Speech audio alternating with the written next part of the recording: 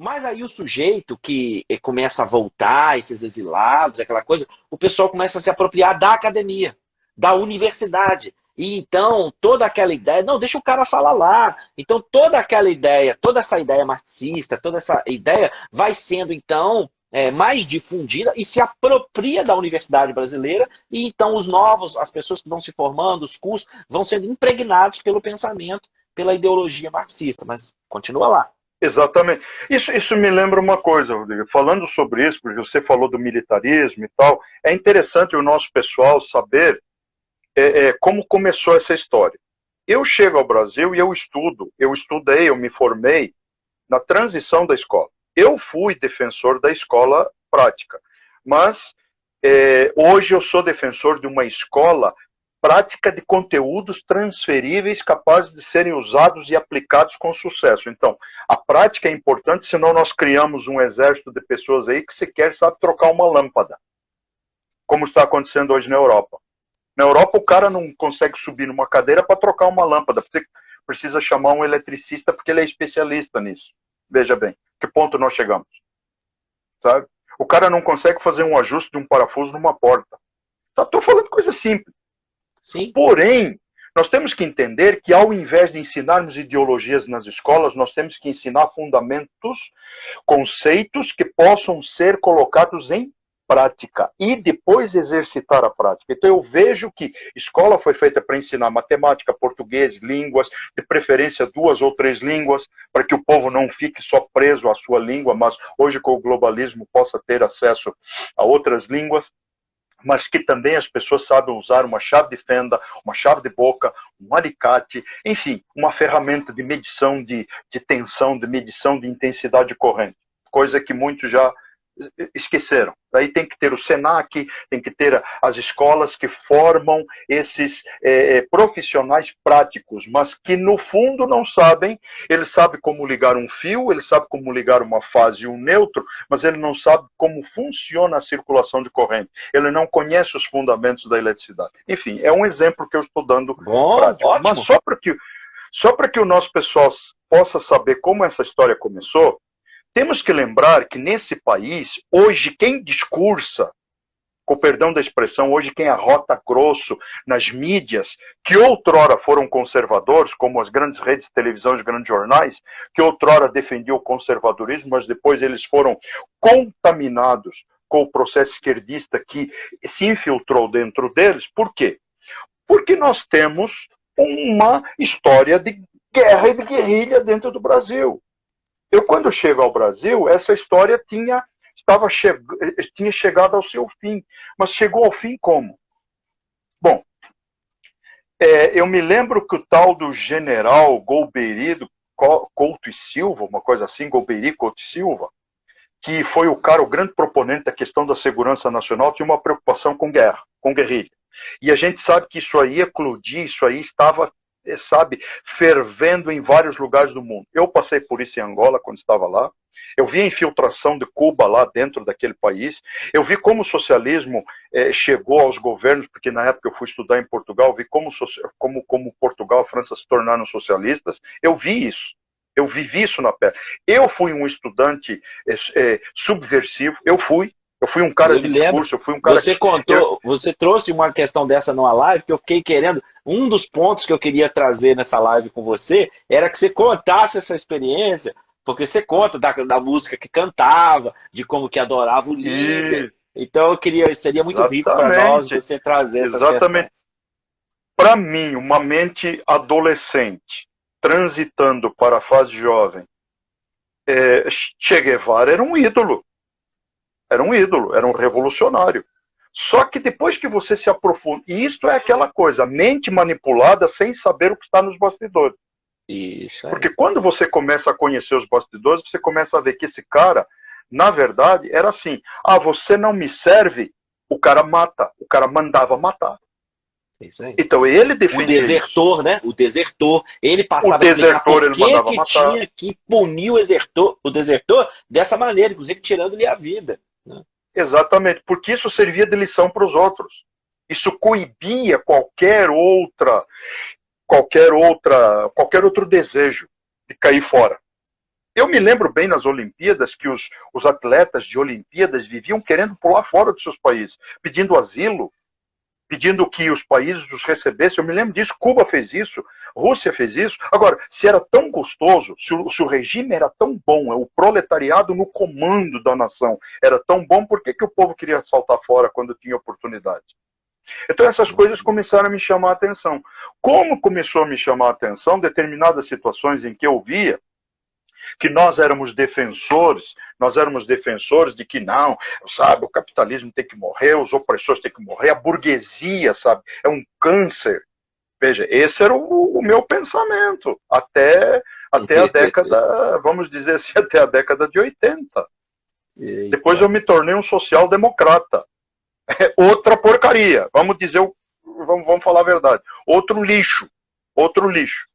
Mas, quando um belo dia eu me vejo numa reunião de sindicalistas, e eu não era do corpo, eu fiz parte dos estudantes, eu gostava de defender os estudantes, eu fui representante de turma, eu era o cara que falava, sabe aquele cara que é o cara que aparece no discurso, inflamado? Eu era esse cara. Eu tinha um sotaque aportuguesado, eu fui do Grêmio estudantil e queria pôr fogo na coisa toda, eu fui pego ali também. Você sabe esse espírito reacionário? Isso é o espírito reacionário satânico. Isso é um espírito satânico reacionário. Mas quando você começa a compreender as coisas, e quando eu comecei a ver que os de lá de cima, eu vou usar uma expressão pesada, me perdoe, mas é dessa forma que hoje eu vejo. Os de lá de cima, nesse aspecto piramidal socialista, os de lá de cima defecam, os daqui de baixo têm que comer para depois produzir e produzir para os de lá de cima novamente. Como que eu vi isso? Bom, senhores diretores, homens importantes do sindicalismo nacional, vamos fazer um congresso, vamos fazer uma bela de uma reunião. No intervalo, olha só, isso foi é uma coisa muito simples. Ah, Ricardo, mas isso foi muito pouco. Não, para mim foi muito. Para mim foi fator decisivo. Você está numa bela de uma reunião onde você está defendendo os interesses deles, né, dos senhores intelectuais que comandam eles são a nata, o suprassumo do partido, um negócio que nasceu lá na USP, nós sabemos disso. Eles são a nata. Mas é o proletariado que tem que lutar. Aí, a nata, na hora do intervalo, a gente conseguiu ver, né, por não sei se uma abertura de porta, cortina, não me lembro agora, que a nata que estava no comando, os que sentam naquela mesa composta, bonita, que tomam a sua água com bolinhas, água mineral, estava tendo um suntuoso café colonial, com bolo, com frutas, com um monte de coisa, regado, sei lá o quê. E nós, os caras que eram os trabalhadores, que nós éramos da área técnica, eu fui da área técnica há muitos anos, nós, os caras que defendíamos os interesses dos senhores sindicalistas, estávamos comendo pão cortado em metades com margarina e chá e café. É isso aí. Aquele negócio foi como um tiro na minha cabeça, mestre Rodrigo. Foi como um tiro na minha cabeça aquele troço. Mas peraí, não existe a igualdade? Nós não somos todos iguais? Aí eu me lembrei do romance do George Orwell. Me lembrei do romance dele. Sabe? Do Animal Farm, né? A Revolução dos Bichos. Revolução dos Bichos. É exatamente esse sistema. E esse sistema funciona assim. Lá no celeiro está escrito: todos os animais da fazenda são iguais. O discurso é bonito, mestre Rodrigo. Eu sou igual aos caras. Mas na hora de eu comer, eu não estou comendo bolo, nem comendo fruta, nem suco. Eu estou tomando chá com pão com margarina. Peraí, cadê os iguais? Aí, quando você questiona, surge uma nova frase no celeiro: todos os animais são iguais, porém, alguns animais são mais iguais que os outros. Tenha santa paciência. Vamos pro raio que os partos. Não funciona. Você falou, foi exatamente.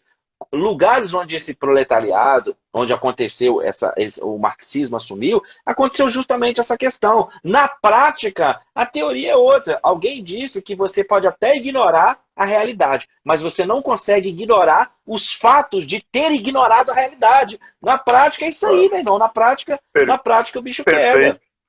Perfeitamente. Perfeitamente. Então, historicamente, aí o que é que aconteceu? O nosso querido general, e eu sou da época em que houve um grande benefício por parte do Figueiredo, para nós, a nossa classe, porque eu passei a poder assinar projetos até 750 kVA, coisa que nunca poderia acontecer antes, a não ser com a anuência do engenheiro.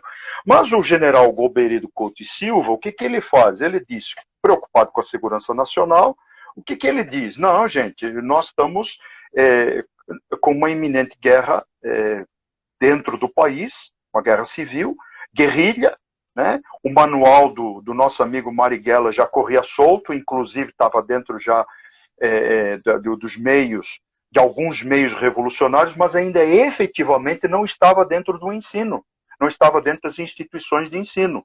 O que é que o Golbery diz? Não, vamos fazer o seguinte, vamos aliviar a barra. Vamos dar uma chance desses caras aí não fazerem a revolução armada, porque nós não queremos conflitos armados, nós não queremos guerra. E o que eles deram? Deram um baita de um presentaço para os comunistas. Que presentaço foi esse? Entregaram às universidades de bandeja. Que foi justamente quando eles estavam começando a ler Antônio Gramsci, justamente quando essa ideia que nós estamos chamando aqui de marxismo cultural, ela começa a encher a cabeça dessa intelectualidade, dessa classe artística, desses grandes festivais que eram dirigidos por esses nomes que estão aí todos reagindo contra o governo, e estavam dirigindo esses grandes festivais, e que estavam começando a se impregnar com a leitura de Antônio Gramsci, justamente. Exatamente. E a leitura do Gramsci era essa. Era dizer para eles o seguinte, não, gente, é cabeça. É aqui que muda. A revolução começa na transição do pensamento dessa história violenta para uma história cultural. Claro que nós já tínhamos uma herança do iluminismo. Isso já existia. Isso já existia. Essa herança do iluminismo já existia. Então hoje, você vê aquilo que hoje se traduz como arte. A arte, a cultura. Então vamos permear esses meios. Então hoje o que eles têm na mão? Eles têm toda a máquina de comunicação, seja a comunicação educacional, quanto a comunicação da informação. Mas que informação é essa? Primeiro, a informação educacional é a seguinte. Eu hoje conto a história como eu quero. É isso que eles fazem. É isso aí. Porque a história que é ensinada nas faculdades, a história que é ensinada nas escolas, a história que é ensinada para as nossas crianças é que houve o militarismo, houve a ditadura e eles torturaram. Bom, não vou tirar o mérito disso. Aliás, não estou defendendo de forma nenhuma, acho isso hediondo. Os processos que foram usados, hediondos. Só que o discurso dá a impressão de que só houve demônios por parte de quem estava do lado do conservadorismo ditatorial. Porque da parte dos guerrilheiros não havia demônios. Eles não mataram inocentes. Não. Eles não sequestraram. Eles não se infiltraram em raias que eram chave para eles. Eles não fizeram nada disso. Mas a história conta que eles eram os bons moços. Exato. Eles acabam fazendo exatamente isso. Por isso que eu falei, chamei a atenção no início, quando a gente estava tendo aqui problema de conexão, quando eu falei que todo o pensamento científico no Brasil é um desenvolvimento marxista, e você não tem livro, você não tem material, se a sua tese de mestrado, doutorado, raramente, dependendo da instituição, pode passar, mas se ela não tem um viés ali esquerdista, marxista, ela não passa. Então os livros de história, eles acabam promovendo um revisionismo histórico e trazendo uma ideia marxismo, contando só um lado que fica parecendo que é exatamente isso aí que você falou. Inclusive, dentro dessa perspectiva, essa ideia marxista, comunista, socialista, de capitalismo de Estado, né, que é o que se pretende, capitalismo de Estado, onde o Estado detém tudo e ninguém tem nada, e o Estado distribui da maneira igual para todos, e essa ideia socialista, comuna, Isso nos leva para o tema proposto, que é marxismo. Nós estamos dentro do tema o tempo inteiro. Mas quando a gente coloca as duas coisas em justaposição aqui, marxismo cultural e fé cristã, a gente começa a pensar, essa ideia de capitalismo de Estado, essa ideia onde ninguém tem nada, tudo é do Estado e o Estado distribui, isso é bíblico? Isso se sustenta diante da fé cristã? Eu digo que não. Porque Deuteronômio 5, 19 e 21, que vão falar especificamente do 8º mandamento e do 10º mandamento, vão falar justamente da defesa da propriedade privada. Então, por que fé cristã e marxismo são opostos? Porque para o marxismo, para o socialismo, para essa ideia de marxismo cultural, que pretende essa ideia de capitalismo de Estado, onde o Estado controla tudo, o Estado intervém em tudo, o Estado distribui, o Estado é que vai ver do que você precisa e cuidar dessa divisão toda. Exatamente. Essa ideia marxista ela vai contra a Bíblia, porque a Bíblia defende a propriedade privada. A Bíblia é a favor da propriedade privada. 8º mandamento e 9º mandamento. Deuteronômio 5, 19 e 21. Não furtarás. Ou seja, se Deus está proibindo de furtar, é porque então você tem algo que é só seu. Tem um bem. Exato. 21, 10º mandamento. Não cobiçarás a mulher do teu próximo, não desejarás a casa do teu próximo, nem o seu campo, nem o seu servo, nem a sua serva, nem o seu boi, nem o seu jumento, nem coisa alguma do teu próximo. Ou seja, o 8º e o 9º mandamento estão implicando em propriedade privada. Então a ideia da propriedade privada não é nem uma ideia humana, está na lei moral de Deus. Se não é para cobiçar as coisas do outro, é porque é direito do outro possuir, conquistar, ter. Então a primeira coisa, assim, para esclarecer dentro desse título, marxismo cultural e fé cristã, para quem está assistindo, é que a Bíblia é a favor da propriedade privada, e não dessa ideia comuna de que então o Estado vai ser o detentor de tudo e o Estado vai distribuir de acordo com o que ele quiser. Até porque essa ideia de capitalismo de Estado, Souza, ela traz a ideia dessa coerção legal, né? O Estado tem o poder de tomar da pessoa. E os lugares na União Soviética, no Camboja, onde houve essa autorização legal para poder fazer essa coerção, nós sabemos dos assassinatos, das coisas que houveram. Então, na verdade, esse tipo de coisa leva a um totalitarismo que vai destruir as pessoas, né? Esse é um ponto muito importante das pessoas entenderem. E que nos leva para Atos 2.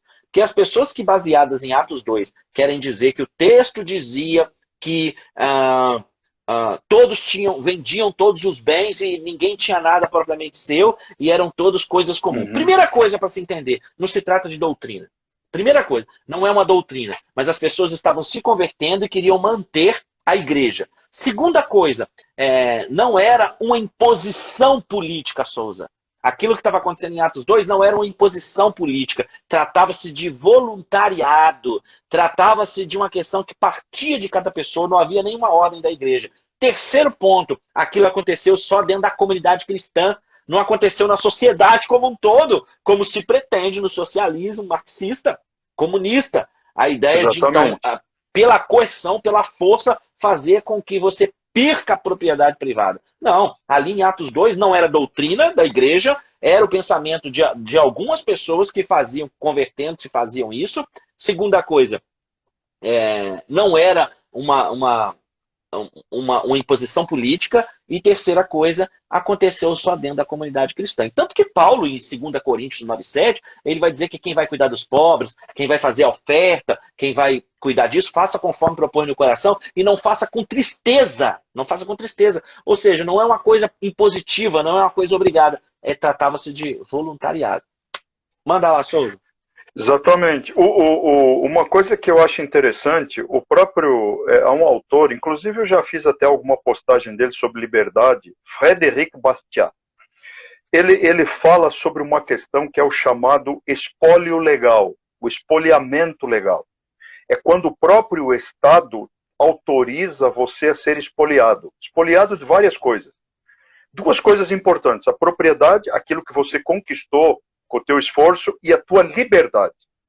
E aí, liberdade, entenda-se que existem vários tipos de liberdade. Então, nós temos cerceado a nossa liberdade de expressão, nós temos cerceado a nossa liberdade de falar a verdade, ou seja, porque no mundo relativista, verdade não existe, para o marxismo não existe verdade. Então, para mim, o marxismo também é uma mentira, porque nem ele é verdade. Então, ele não pode defender uma coisa se não existe verdade. Uma coisa como verdade. Mas, na verdade, eles não defendem isso. Na verdade, o Marx nunca defendeu aquilo, sempre foi um cara dependente de outros, né? E uma pessoa que nem exemplo para os seus filhos, foram os próprios filhos, as filhas se suicidaram, né?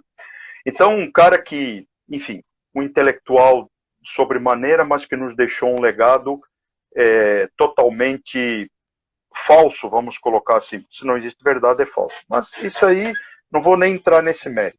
Aí o Frederico fala a respeito dessa questão do espólio de propriedade. E quando a gente olha para o texto de Atos, a gente vê que era uma atitude altruísta com base numa questão fundamental. O povo que estava se convertendo estava sendo rechaçado pela sociedade judaica, ao mesmo tempo que estava sendo rechaçado pela própria sociedade dos seus valores, das suas condições sociais até de sobrevivência. Nós sabemos, haja vista, o conteúdo de algumas das cartas do apóstolo Paulo, que cristãos em determinados lugares não tinham direito nem emprego, se não servissem os deuses ou as deidades dos grandes mercados associados a essas deidades. A gente sabe disso. Então, o que os cristãos faziam? O vender uma propriedade, o vender algo, não era obrigado a vender tudo, eles vendiam de acordo com o que quisessem. A gente vê isso no caso de Ananias e Safira. Eles não precisariam ter vendido, mas eles prometeram vender. E eles desonraram o voto, mentiram para o Espírito Santo. Eles não precisariam. Mas aqueles que tinham condições de vender, aqueles que tinham condições de ter bens além do que eles necessitavam e pudessem dividir, porque o colocar aos pés dos apóstolos era apenas para que o grupo de intendentes aliados aos apóstolos pudessem organizar a coisa de tal forma que não houvesse os problemas que houveram com as viúvas gregas que achavam que estavam sendo preteridas nas suas porções diárias. Quando surge, então, os 7 intendentes, né, que depois, mais tarde, Tertuliano vem chamar de diáconos, mas a Bíblia não os chamou de diáconos. Chamou eles de servos que foram escolhidos para um excelente, para um grande negócio. Que negócio era esse? Era administrar os bens e os recursos que chegavam até os apóstolos e que pudessem ser divididos de acordo com as necessidades do povo. Porque o povo sofria. O povo que não tinha condições de trabalho, o povo que estava sendo rechaçado pela sociedade da época. Então, a comunidade se ajudava. Veja, essa ajuda, ela não vinha do governo, ela não vinha da província, ela não vinha do Herodes, que era o fantoche do Império Romano lá, do imperador. Ela não vinha, não, ela vinha do próprio povo. O povo que se compadecia dos seus irmãos. Então, esse é um aspecto de vida em comunhão. Ou seja, eu ajudo meu irmão não só na fé, na oração e no partir do pão. O texto deixa isso claro. Que há um complemento. Não é apenas a questão de divisão de bens. E também não é um repartir aleatório. Era um repartir de acordo com as necessidades. Agora, veja bem. Nos regimes socialistas comunistas, eu não vejo um repartir equitativo. Eu não vejo isso. Eu vejo um espoliamento chamado legal, porque o Estado que promove, priva determinadas pessoas que têm bens dos seus bens, mas quando passam esses bens para o uso do proletariado, isso aí acaba, porque o povo não sabe usar, o povo não sabe administrar. E outra, ele é massa de manobra, porque ele não foi ensinado. O Estado os privou das suas famílias, deu a eles uma educação compulsória de viés socialista, de viés comunista e revolucionário. Então essas mentes se tornam, desde crianças, desde a tenra idade, se tornam massa de manobra para os interesses do Estado. Eu pergunto, onde está o povo no governo? Onde está o povo no comando? Onde está o povo na administração? Então veja como isso é uma falácia, sabe, de proporções inimagináveis. Então eu vejo muita propaganda em prol do povo, governo do povo, é o povo que vai mandar, mas eu não vejo o povo mandando. Você vê o povo mandando em Cuba? Você vê o povo mandando alguma coisa na Venezuela? Administrando alguma coisa que vale a pena? nesses países onde notoriamente a gente vê que a revolução se instalou. Agora, é claro que isso entra também nas raias da educação, porque é a partir da educação que se transforma uma geração. Foi as bases educacionais da nova educação, sabe? Depois a nova pedagogia da década de 90 que veio consolidar isso aí, aqui no Brasil, pelo menos, com o ministro Paulo lá, com a Ruth Cardoso, no governo do FHC, isso veio a ser consolidado, mas isso já vinha caminhando. Isso já vinha caminhando desde a década de 70. Desde que eles abriram as portas das universidades e deixaram que esses intelectuais de esquerda entrassem e se instalassem. Agora sim, agora nós estamos exatamente onde a gente precisava estar. Porque é ali que começa a coisa. Exatamente. É ali que começa a coisa. E ainda seguindo nessa linha da incompatibilidade entre marxismo cultural e fé cristã, você falou sobre essas questões anteriores, e eu vou resgatar aqui um pouquinho, que o outro tema que é muito importante para o marxismo, e que a pessoa que está nos ouvindo, eu não sei se você está lendo aí, Souza, os comentários estão os melhores possíveis, até fixei um na tela, o pessoal está gostando muito, estão falando que aula e tal, que tinha que estar na universidade, essas aulas. Isso é muito bom que o público então está recebendo. Eu não estou conseguindo ver os comentários. Então aqui, o da doutora Ju, que aula espetacular, isso deveria ser ensinado nas nossas universidades. Outro comentário diz, a live à luz das escrituras, história e Bíblia. Então os comentários estão os melhores possíveis aqui. Tá muito bacana. Eu vi aqui alguma coisa, podemos opinar dentro das escolas do Estado? Se há uma pergunta, eu vou te dizer que não. Não tem esse espaço não. Só para resgatar esse espaço aqui, não existe. Não existe. Por isso, isso é muito importante. Por isso, eu queria falar duas coisas, então. Primeira, que essa questão da alienação para o marxismo é tão importante. Para o marxismo, a alienação que vai acontecer na economia, que vai acontecer na sociedade, até chegar, então, na religião. Por isso que as pessoas precisam entender como que o marxismo vê a religião. O sujeito, ele é alienado pela religião. O Marx chegou a dizer que a religião é o ópio do povo. É um negócio que vai anestesiar o povo, para o povo não reagir, não pensar. Então, na verdade, a pessoa que está aí, que é cristã, está nos assistindo agora, nesse momento live, nesse momento ao vivo, ou as outras que vão assistir no momento salvo, você precisa refletir essas coisas que nós falamos na Bíblia aqui, explicando na Bíblia, explicando a contextualização histórica e o que você está ajudando a alimentar. Como que o marxismo, ele vai ver, como que ele vê, o que ele fala da religião. Não tem lugar aí para o cristianismo. Inclusive, os valores judaico-cristãos, a configuração de família judaico-cristã, isso tudo é um problema para o marxismo. Isso tudo, para o marxismo, está errado. E ele quer justamente atacar esses setores para, então, destruir o grande sistema depois. Isso é muito importante que a pessoa... O grande demônio do Ocidente, né? A base judaico-cristã e o capitalismo. Sim, sim. Sim, exatamente. Tem até a obra do Max Weber, que aí falando dessa perspectiva de marxismo e de marxismo cultural, marxismo primeiro, nós vamos ter a ideia da sociologia, né? Que vai ser tão importante, que é tão renegada por tanto, mas que é tão importante, que ela vai começar ali com Augusto Comte, e o positivismo, apesar dele não ter criado método, aí ele não vai ser chamado aí de primeiro líder ou pai da sociologia, porque ele não criou o método. Uhum. Aí vão vir, então, Emile Durkheim, Max Weber, Karl Marx, mas o Max Weber ele falou justamente sobre a ética protestante e o espírito capitalista, né? Vai trazer justamente essa ideia. Isso vai nos levar, você que está nos assistindo aqui, ao vivo ou em casa, a entender que o combate ele é cultural. E é importante, olha que coisa que eu quero falar aqui, uma coisa, Souza. É importante que nós tenhamos representações na política de pessoas conservadoras, de pessoas com valores judaico-cristãos. Não tenha dúvida, não tenha dúvida. Mas às vezes não adianta só colocar a representação judaico-cristã, o sujeito que é crente, o sujeito que é cristão de alguma perspectiva, lá, se você não mudar culturalmente. Por que eu estou falando isso? Porque você está respondendo a pergunta aí da pessoa que colocou se tem esse lugar de fala nas escolas. Não tem. É o que eu falei agora há pouco, falei no início da live.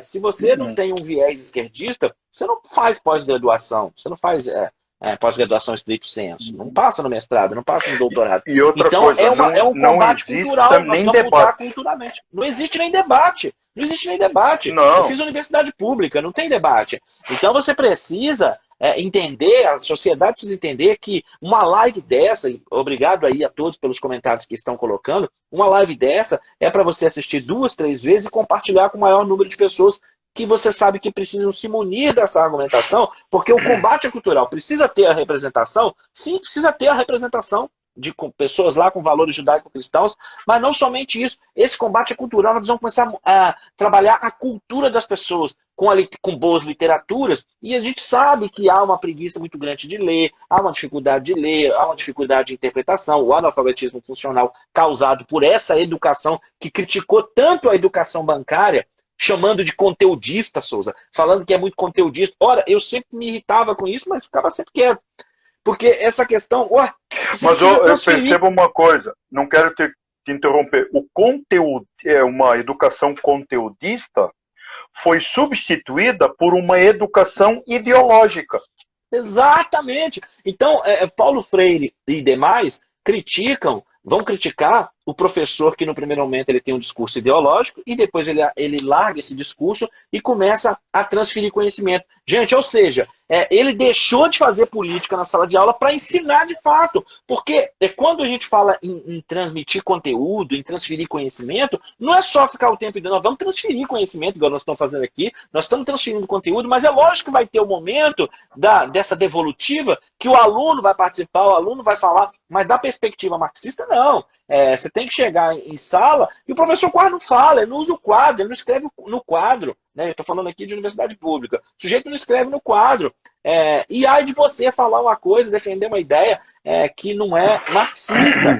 E você tem que simplesmente saber criticar as instituições, criticar o sistema vigente, criticar o capitalismo, criticar a sociedade ocidental que é judaico-cristã. É só isso que você quer. Se fizer isso, está tudo bem. Então a aula está acontecendo. E isso, na verdade, não é dar aula. Isso é fazer ideologia, isso é fazer política. Dar aula é trazer o conteúdo, transformar, é atrair o aluno pela demonstração de conhecimento também, não é? Mas esse combate ele é cultural.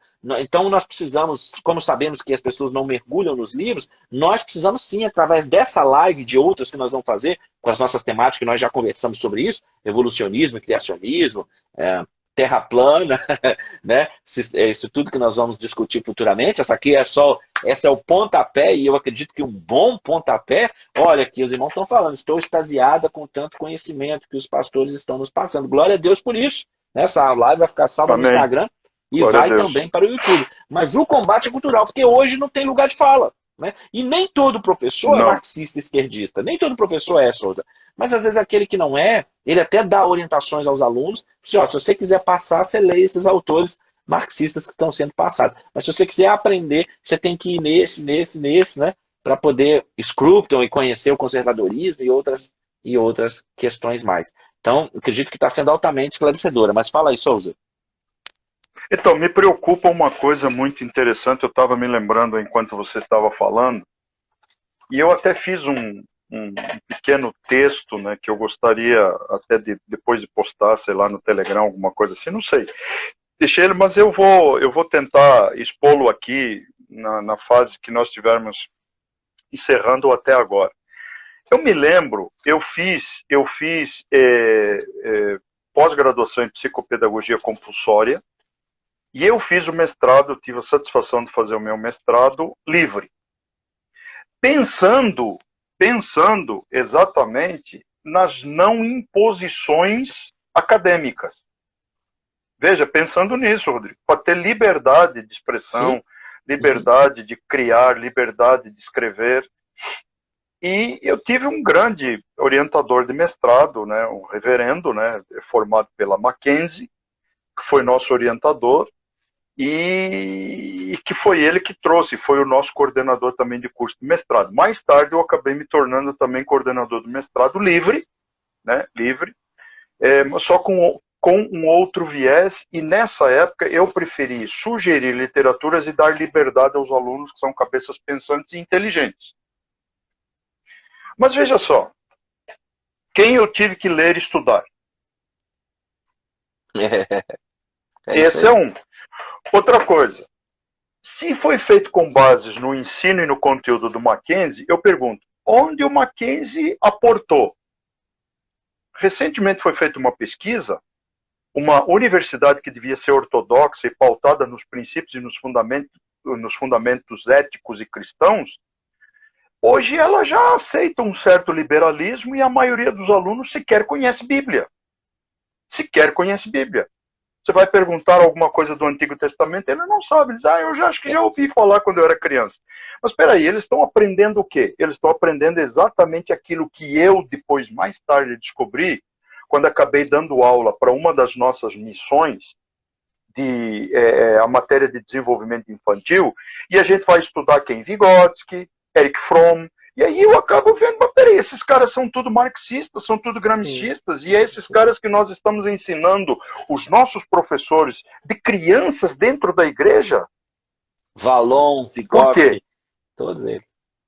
Exatamente. Por que isso? Porque exatamente os fundamentos estão vindo dessa herança acadêmica, do estudo desses caras. O desenvolvimento das teorias psicossociais, o construtivismo, socioconstrutivismo.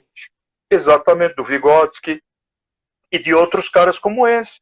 Aí eu pensei assim, mas espera aí, eu vou ensinar a minha criança a se desenvolver de acordo com o que a Bíblia diz, ensina a criança no caminho em que ela deve andar e quando ela chegar a uma idade adulta não se desviará dele, ou eu vou ensinar teorias psicossexuais, vou ensinar desenvolvimento psicossexual, vou ensinar desenvolvimento motor, tudo bem, tem o seu sentido. A teoria das inteligências tem o certo sentido, tudo tem o certo sentido.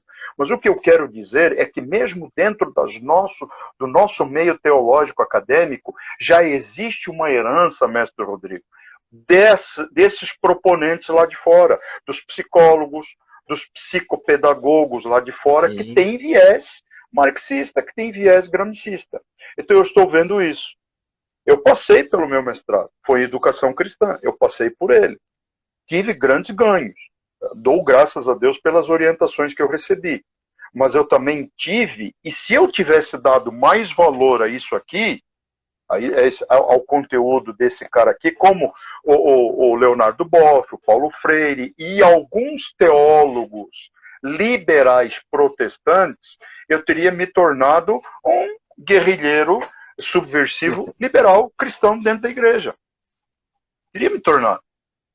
Porque eu sei como é. Veja, nós, onde estão as vozes?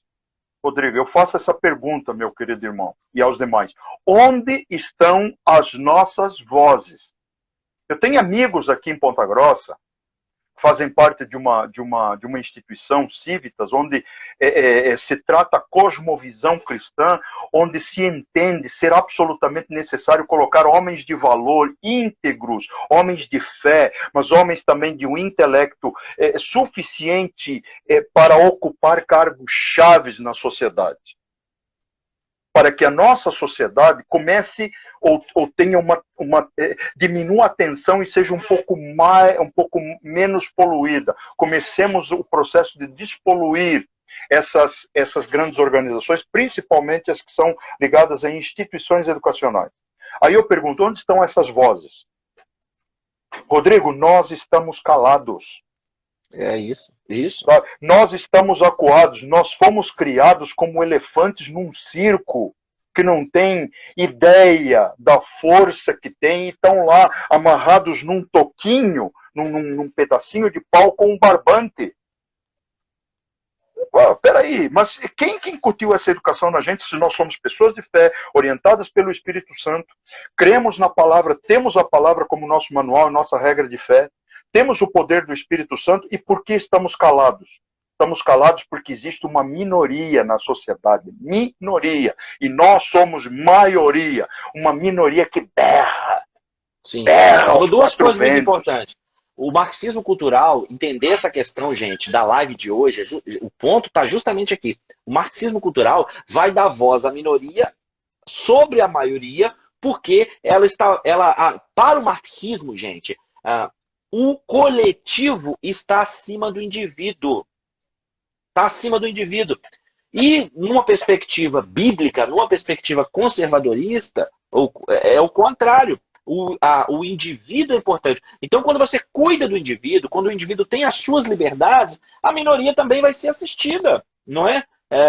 E não o contrário. E não o contrário. Porque da maneira que nós estamos vendo hoje, o Souza está colocando aqui, as minorias é que dominam. As minorias Sim. é que estão dominando a questão. Mas você reparou numa coisa? Eles dominam como?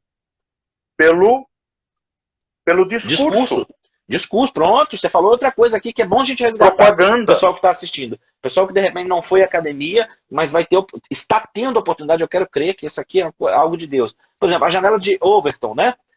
Quando você falou aí do discurso, né? Que é a janela do discurso, a janela de Overton, foi criada lá em Michigan, pelo Overton, que era o vice-presidente daquele instituto para questões públicas, e ele desenvolveu a janela para questões de segurança pública. E essa janela, ela tem dentro dela aquilo que é aceitável, aquilo que é o politicamente correto, e fora dela está aquilo que é absurdo. Só que essa janela não é fixa, como muita gente pensa, a janela de Overton. Por quê? Muita gente pode estar achando aí em casa, assistindo a essas entrevistas dos candidatos, aos debates, talvez participando até aqui agora, achando que pensam por si só, que tem um pensamento crítico, mas na verdade ela pode estar sendo induzida por essa janela de Overton, que é o seguinte, é colocar dentro da janela. Quando você está olhando para uma janela distante, você só consegue ver o que está dentro do enquadrado dela. Quando você se aproxima é que você vai vendo mais o horizonte, vendo as coisas que estão ali. E essa janela ela não é fixa, ela é móvel. Por quê? É possível induzir o público. Você vai colocando coisas dentro dessa janela e movimentando ela na sociedade. Tudo que está fora dela é considerado extremo. Tudo que está fora dela é considerado inaceitável. Então você pode ir ditando o comportamento da sociedade como?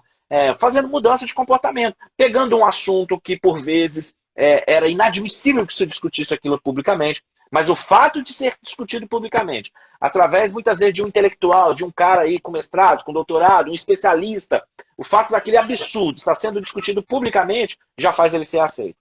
Dele estar sendo discutido publicamente, abertamente, através de um especialista, faz com que seja ainda muito mais aceito. Uma vez que veio a público, discutido por um especialista, num terceiro momento, essa coisa agora já não causa mais espanto. E não causando mais espanto, vai sendo possível de ser aceita. Então essa janela vai se movimentando. E tudo que está fora dela está errado. Por exemplo, o que é o politicamente correto hoje, Souza? O que é certo ser hoje? O que é o são?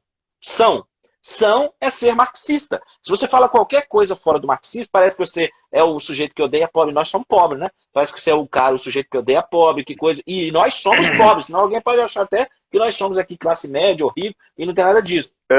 Então, o certo é ser o pensamento de esquerda. Qualquer coisa fora do pensamento de esquerda... Nós estamos na linha da classe social apostólica. É isso aí. Então, o correto é ser marxista. Tudo que você falar que você não é marxista, que você é de direita, o cara te enxerga até aparelhado com, não vou falar o nome por causa do robô, o sujeito do bigodinho lá, dos anos 40, 45. Se você fala fora do marxismo, você é considerado um sujeito de extrema direita, daqueles pensamentos lá da Itália ou da Alemanha, daqueles 40, 45, que é um absurdo. Por quê? Eles conseguiram colocar na mente da sociedade que o certo é ser esquerda. O certo, o correto é ser marxista. E fica parecendo que só o marxismo, então, que está trabalhando pelos os menos favorecidos, quando não é nada disso. Privilegiados.